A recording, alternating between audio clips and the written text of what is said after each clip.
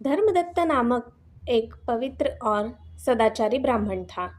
वह व्रत उपवास आदि करता था। श्वासोच्छ्वास में राम नाम रूपी यज्ञ करने वाला वह ब्राह्मण एक बार वह एकादशी करके दूसरे दिन अर्थात द्वादशी के दिन प्रभात काल में देव पूजन हेतु पूजा की थाली लिए मंदिर की ओर जा रहा था। मार्ग में एक प्रेतात्मा विकराल राक्षसी का रूप धारण करके उसके सामने आई। उसे देखकर वह घबरा गया और हड़बड़ी में उसने पूजा की थाली जोर से राक्षसी पर दे मारी। कथा कहती है कि पूजा की थाली में रखे हुए तुलसी पत्र का स्पर्श होते ही उस प्रेतात्मा की पूर्व स्मृति जाग उठी और वह कांपती हुई दूर जा खड़ी हो गई। फिर बोली, हे ब्राह्मण, आपकी इस पूजा की थाली का स्पर्श होते ही मेरा कुछ उद्धार हुआ है और मुझे अपने पूर्व जन्म का स्मरण हो रहा है। अब आप जैसे भगवत प्रेमी भक्त मुझ पर कृपा करें तो मेरा उद्धार हो। हे भूदेव, मैं पूर्व जन्म में कलहा नामक ब्राह्मणी थी और जैसा मेरा नाम था वैसे ही मेरे कर्म थे। मैं अपने पति के साथ खूब कलह करती थी। यह देखकर मेरे पति बहुत परेशान हो गए और अपने किसी मित्र के साथ उन्होंने विचार विमर्श किया कि मैं अपनी पत्नी से जो भी कहता हूँ वह उसका उल्टा ही करती है। तब मित्र ने निषेध युक्ति से काम लेने की पद्धति मेरे पति को बतलाई। मेरे पति घर आए और बोले, कलहा, मेरा जो मित्र है ना वह बहुत खराब है, अतः उसको भोजन के लिए नहीं बुलाना है। तब मैंने कहा, नहीं, वह तो बहुत सज्जन है, इसलिए उसे आज ही भोजन के लिए बुलाना है। फिर मैंने उसे भोजन करवाया। कुछ दिन बीतने पर मेरे पति ने पुनः निषेध युक्ति अपनाने हुए कहा, कल मेरे पिता का श्राद्ध है, किंतु हमें श्राद्ध नहीं करना है। मैंने कहा, धिक्कार है तुम्हारे ब्राह्मणत्व पर। श्राद्ध है और हम श्राद्ध न करें तो फिर यह जीवन किस काम का। तब पति बोले, अच्छा ठीक है, एक ब्राह्मण को बुलाना, किंतु वह अनपढ़ हो। मैंने कहा, धिक्कार है, तुम ऐसे ब्राह्मण को पसंद करते हो जो संयमी हो, विद्वान हो, ऐसे 18 ब्राह्मणों को बुलाना। पति, अच्छा ठीक है, किंतु पकवान मत बनाना, केवल दाल रोटी बनाना। मैंने तो खूब पकवान बनाए। वे जो जो निषेध युक्त से कहते उसका उल्टा ही मैं करती। मेरे पति भीतर से प्रसन्न थे, किंतु बाहर से निषेध युक्ति से काम ले रहे थे। किंतु बाद में वे भूल गए और बोले, यह जो पिंड है इसे किसी अच्छे तीर्थ में डाल आना। मैंने वह पिंड नाली में डाल दिया।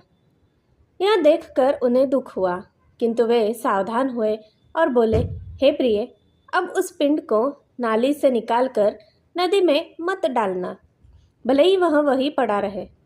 मैं तो उस पिंड को तुरंत नाली से निकालकर नदी में डाल आई। इस प्रकार वे जो भी कहते मैं उसका उल्टा ही करती। वे सावधानी पूर्वक काम लेते रहते। तो भी मेरा स्वभाव कलह प्रिय होने के कारण एवं मेरा कलह का स्वभाव होने के कारण मेरे पति खूब दुखी हुए एवं संतान प्राप्ति हेतु उन्होंने दूसरा विवाह कर लिया। तब मैंने फांसी लगाकर आत्महत्या कर ली, और वह भी इसलिए कि मेरे पति की बहुत बदनामी हो और लोग उन्हें परेशान करें। आत्महत्या के कारण ही मुझे यह प्रेत योनि मिली है। मैं किसी के शरीर में प्रविष्ट हुई थी, किंतु जब वह कृष्णा और वेणी नदियों के संगम तट पर पहुंचा, तब भगवान शिव और विष्णु के दूतों ने मुझे उसके शरीर से दूर भगा दिया। अब मैं किसी दूसरे के शरीर में प्रविष्ट होने के लिए जा रही थी कि सामने आप मिल गए। मैं आपको डराकर आपका मनोबल गिराना चाहती थी ताकि आपके श्वास द्वारा आपके शरीर में प्रविष्ट हो सकूं, किंतु आपके पवित्र परमाणुओं से युक्त पूजा की थाली एवं तुलसी का स्पर्श होने से मेरा कुछ उद्धार हुआ है। मेरे कुछ पाप नष्ट हुए हैं, किंतु अभी मेरी सद्गति नहीं हुई है, अतः आप कुछ कृपा करें। तब धर्मदत्त ब्राह्मण ने संकल्प करके जन्म से लेकर उस दिन तक किए कार्तिक व्रत का आधा पुण्य उस प्रेत योनि को पाई हुई कलहा को अर्पित किया। इतने में ही वहाँ भगवान के सुशील एवं पुण्यशील नाम के दो दूत विमान लेकर आए और प्रेत योनि से मुक्त उस कलहा को उसमें बैठाया। फिर वे धर्मदत्त से बोले, हे ब्राह्मण, जो परहित में रत रहते हैं उनके पुण्य दुगने हो जाते हैं। अपनी दोनों पत्नियों के साथ तुम लंबे समय तक सुखपूर्वक रहते हुए बाद में विष्णु लोक को प्राप्त करोगे।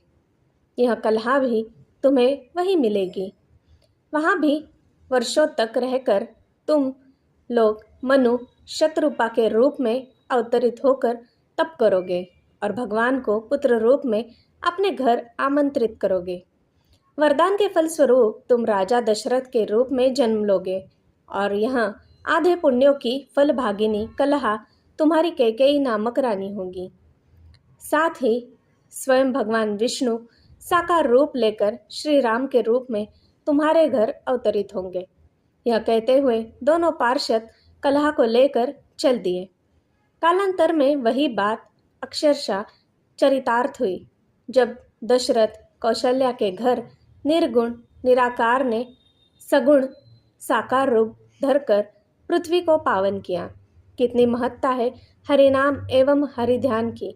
श्वास श्वास में प्रभु नाम के रटने ने धर्मदत्त ब्राह्मण को दशरथ के रूप में भगवान के पिता होने का गर्व प्रदान कर दिया।